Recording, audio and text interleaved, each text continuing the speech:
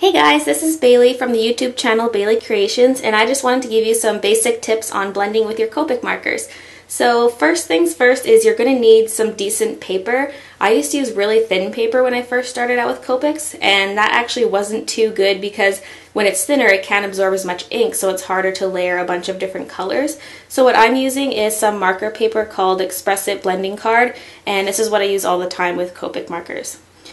So first I just want to talk about kind of the order of colors when you're blending.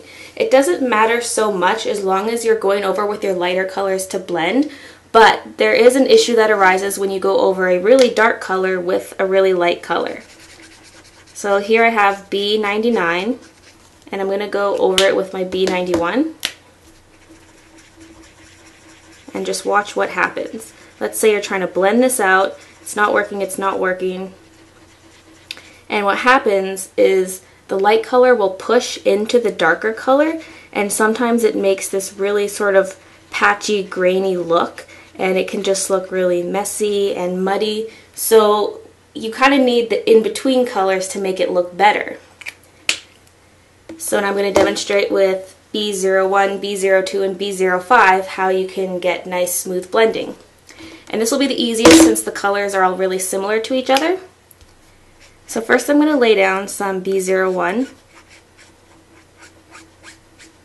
and you don't have to worry about getting perfectly flat smooth color since you will be going back over this.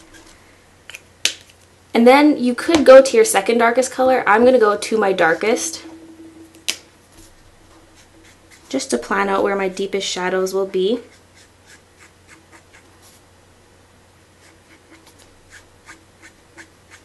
And that looks good to me, and then I'm going to blend out that line with my in-between color, which is my B02.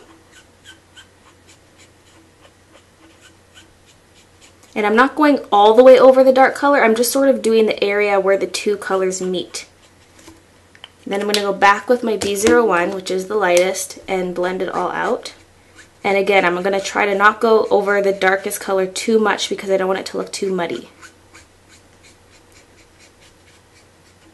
So you can skip the first step of laying down the flat color of your lightest color, but I just like it because I find that it helps it blend out a little bit better. So now I'm going to take things up a notch and use two colors that aren't in the same color family. I'm going to use my R43, which is a pink, and my YR15, which is a light orange. So starting with my R43, and this is also a bit of a different technique. Instead of using circular motions to blend, I'm going to use flicking motions like this, and I call this feather blending, and it's helpful when you're trying to blend colors that aren't really similar to each other. So I'm going up about halfway and a little bit past, and notice that the color is lighter at the top than it is at the bottom because I was using less pressure and I went over those areas less often. So now taking my YR15, doing the same thing in the opposite direction.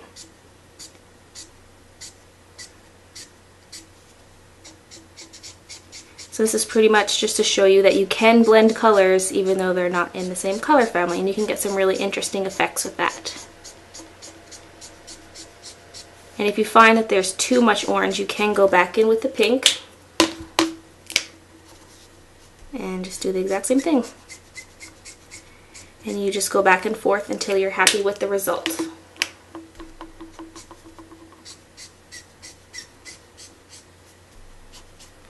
So I think that's good enough. That is my blending of the pink and orange. Actually in the middle just looks a little bit washed out. I'm going to go back again. Just don't be afraid to go back and grab colors you previously used.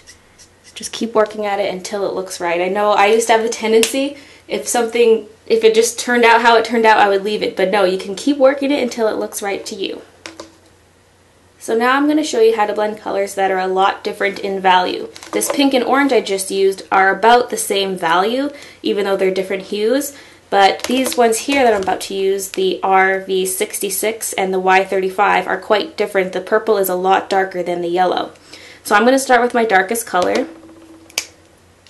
When I do the feather blending technique, I usually do start with the darkest, unlike the blues that I did here. Doing the same thing putting most of the color towards the bottom, working my way up. And if you were coloring an actual picture, you might want to be a bit more careful about staying inside the lines, because when you put down a lot of ink in the same spot, it might bleed a little bit outside the lines.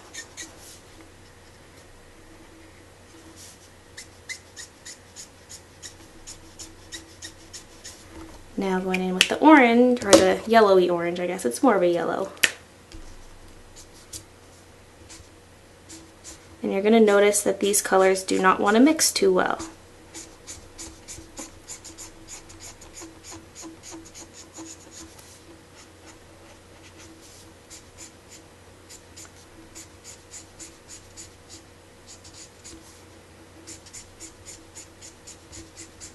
And once I get the base color down, I like to go back and do a fresh coat. I might leave this one uncapped just for speed.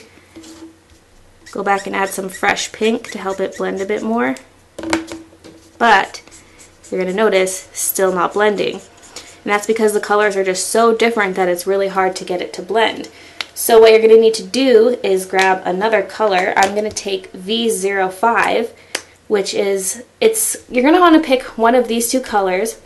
But if it's the darker color, pick a color that's a bit lighter, like V05. If you're going with the yellow, maybe pick a yellow that's slightly darker, like I can go to my YR15. So I'm going to add a bit of this in the middle, and you can see that matches the yellow a bit better.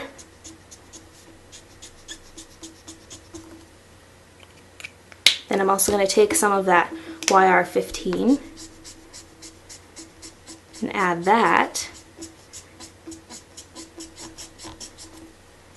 Then back in with my Y35, blend that out, and you can see it's starting to blend a lot better.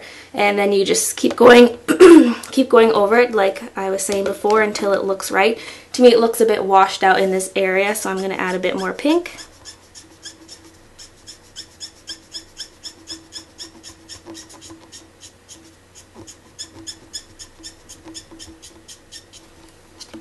I'm going to take some of that orange,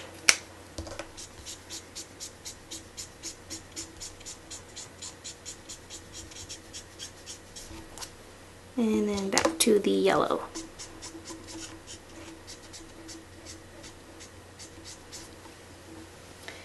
And yeah, just keep working it until it's blended as much as you want.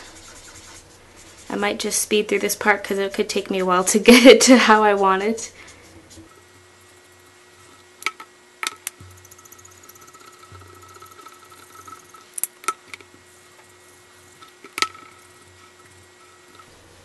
Alright, so I'm going to say that is good enough. And yeah, that's the basics of blending with Copic markers. So I hope that was helpful for you guys. There's just sort of a little recap. Is you don't want to use colors that are too different. You're going to need some in-between colors like we did over here. And you can blend across different color families, although it is easiest to stay within the same color family using colors that are just a bit darker. And it's easiest to use the circular blending motion when you're using similar colors, and it's easier to use the feather blending when you're using more different colors. So I hope you found this video helpful, and thanks for watching.